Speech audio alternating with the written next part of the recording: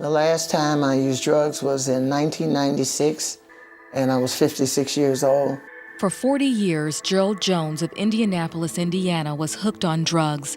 All these may look like burns, but this is from needle marks, where I would stay up day and night just using drugs, just injecting myself. Sadly, he was influenced at a young age by those closest to him. My dad worked for the city, and he grew marijuana out in the fields, and when he came home, he would smoke. And that always stayed with me, the smell of marijuana and jazz being played in the house. When Gerald was 5 years old, his mother died of tuberculosis. Then his father abandoned him. After years of being shuffled between family members, he felt like he didn't belong anywhere. The world of drugs became an easy escape for him. At the age of 14, I began to smoke marijuana, and at the age of 16, I became addicted to heroin, unfortunately, and I tried it. And once I tried it, even though I became sick, it seemed like all of the other problems and things that I had came up under, it just took it all away. And so I easily became addicted. To supply his growing habit, Gerald began selling drugs. At 19, he was arrested for possession and went to prison. At that age, I was young. I was a little curly-haired guy, you know what I mean? I did a whole lot of stuff. But the prison experiences that I had was very rough. In order to survive, Gerald became a prime recruit for the Nation of Islam. They made sure that nobody ever messed with me. The Muslims not only provided a safeguard for Gerald, they also taught him a new way of thinking.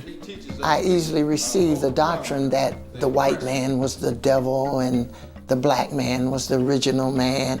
All this fitted my mind, my natural mind, and it gave me a reason to understand why my behavior was like it was, and somewhere to put the blame. Gerald began to study the Quran, the Torah, and the Bible. For the first time in his life, he developed a discipline in something he thought was worth living for. I would get up each day and I would say all my prayers, Fajr. I would say it's 5 prayers a day. I would say all 5 of them. When it come to the month of Ramadan, I would do the 30-day fast from sunup to sundown. After a year in jail, Gerald was released, only to return again. Over the next 15 years, he spent his life in and out of prison systems. In spite of it all, Gerald remained a loyal follower of the teachings in the Nation of Islam, and particularly Malcolm X. He was really a grassroots speaker. He had a way of reaching the black man in a way that had never been taught or spoken before. But drugs continued to dominate and dictate his every move. I really felt it was all right for me to deal the drugs and to get high and to the things I was doing as a Muslim. As long as I went to prayer 5 times a day, I looked good on the outside, but inside, I was a dead man. After years of drug abuse, Gerald contracted HIV by sharing needles with other heroin users. Within 4 years, the HIV turned into full-blown AIDS.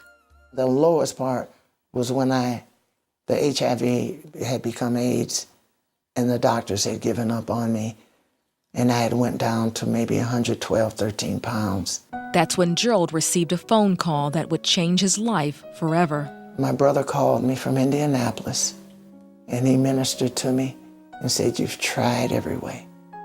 Are you ready to accept the Lord Jesus Christ?" And I knew that his life and my life had been similar. I knew his life had changed. And that was one testimony that I could never get out of my mind. Prophet Muhammad, Allah, had not done it for me. And when he called and said, "Are you ready to accept the Lord?" And I did. And when I prayed over the phone with him, I broke.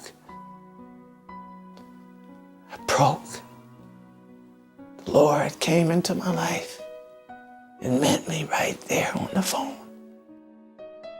Even though Gerald gave his heart to God, he still had a difficult time giving up the disciplines of his Muslim faith.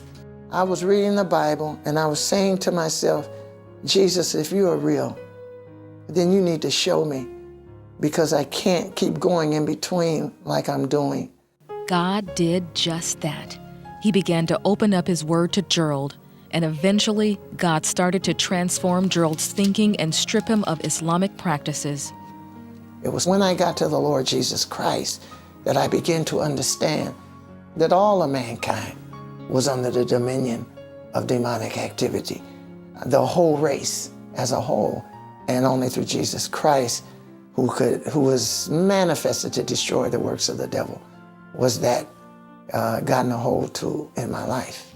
And over time, the healing power of Jesus Christ broke a 40-year addiction to drugs.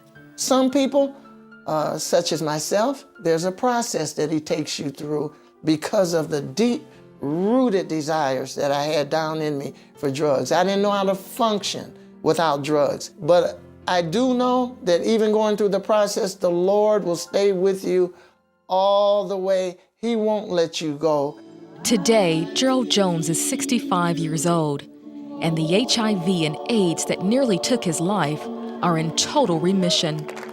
I can't express the liberty and the freedom that I feel in getting up and wanting orange juice and eggs and a breakfast.